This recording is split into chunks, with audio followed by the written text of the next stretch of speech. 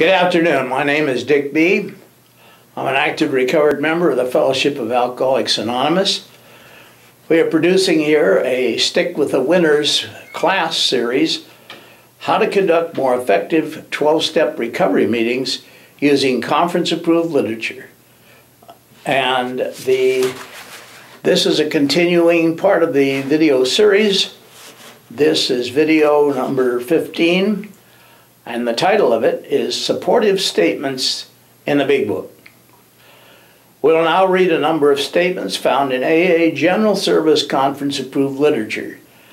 They provide support for applying principles and practices of first-century Christianity and of early Akron AA's Christian fellowship involving God, His Son Jesus Christ, the Bible, religion, clergy, and church, in today's recovery fellowships, including Alcoholics Anonymous.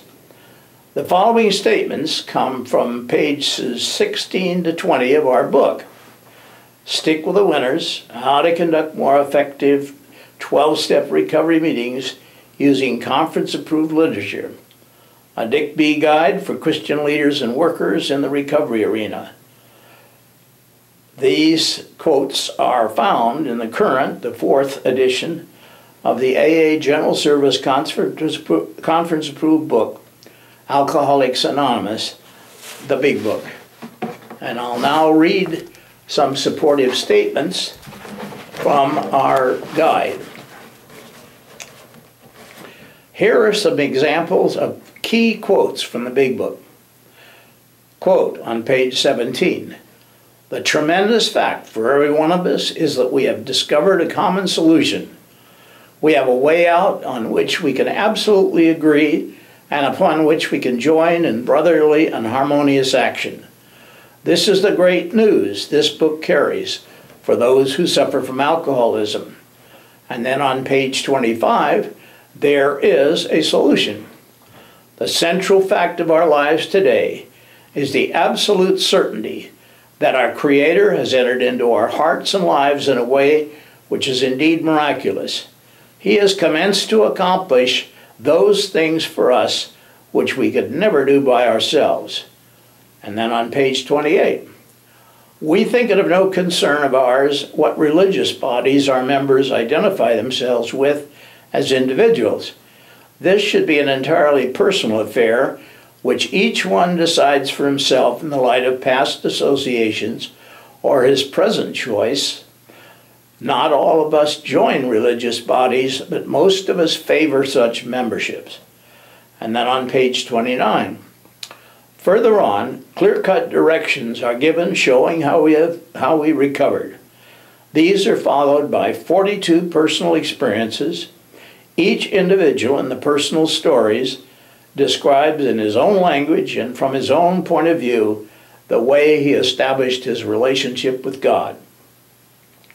Then on page 43, "One of these men, a staff member of a world-renowned hospital, recently made this statement to some of us, quote, 'What you say about the general hopelessness of the average alcoholic's plight is, in my opinion, correct. As to two of you men whose stories I've heard, there is no doubt in my mind that you were 100% hopeless apart from divine help. For most cases, there is virtually no other solution.'" And then from page 45 of the Big Book, "Well, that is exactly what this book is about. Its main object is to enable you to find a power greater than yourself which will solve your problem. This means we've written a book which we believe to be spiritual as well as moral. And it means, of course, we are going to talk about God." And then on page 46, "We found that as soon as we were able to lay aside prejudice and express even a willingness to believe in a power greater than ourselves, we commenced to get results, even though it was impossible for any of us to fully define or comprehend that power, which is God." Page 51, "When many hundreds of people are able to say that consciousness of the presence of God is today the most important fact of their lives, They present a powerful reason why one should have faith. And then on pages 52 and 53, we had to stop doubting the power of God. Our ideas did not work, but the God idea did. When we became alcoholics, crushed by a self-imposed crisis we could not postpone or evade, we had to fearlessly face the proposition that either God is everything or else he is nothing. God either is or he isn't. And then on page 56, our friend was a minister's son. Alone in his room, he asked himself this question, quote, "Is it possible that all the religious people I have known are wrong?" Unquote. Then, like a thunderbolt, a great thought came. It crowded out all else. Quote, "Who are you to say there is no God?" Unquote. In a few seconds, he was overwhelmed by a conviction of the presence of God. For the first time, he lived in conscious companionship with his Creator. His problem was taken away. And then at page 57, seemingly he could not drink even if he would. God had restored his sanity. What is this but a miracle of healing? He humbly offered himself to his Maker, then he knew. Even so has God restored us all to our right minds. He has come to all who have honestly sought him. When we drew near to him, he disclosed himself to us. And then on pages 59 and 60, remember that we deal with alcohol, cunning, baffling, powerful. Without help, it is too much for us. But there is one who has all power. That one is God. May you find him now. We asked his protection and care with complete abandon. And then on page 60, it speaks of three pertinent ideas. A, that we were alcoholic and could not manage our own lives. B, that probably no human power could have relieved our alcoholism. C, that God could and would if he were sought. And then on page 68, for we are now on a different basis, the basis of trusting and relying upon God. We trust infinite God rather than our finite selves. We never apologize for depending upon our Creator. All men of faith have courage. They trust their God. We never apologize for God. Page 77. Our real purpose is to fit ourselves to be of maximum service to God and the people around us. And page 84. If we are painstaking about this phase of our development, we will be amazed before we are halfway through. We will suddenly realize that God is doing for us what we could not do for ourselves. Page 85. Every day is a day when we must carry the vision of God's will into all of our activities. Quote, "How can I best serve thee? Dash, thy will, not mine, be done." Unquote. Page 87. Be quick to see what religious people are right. Make use of what they offer. Page 95. If he is to find God, the desire must come from within.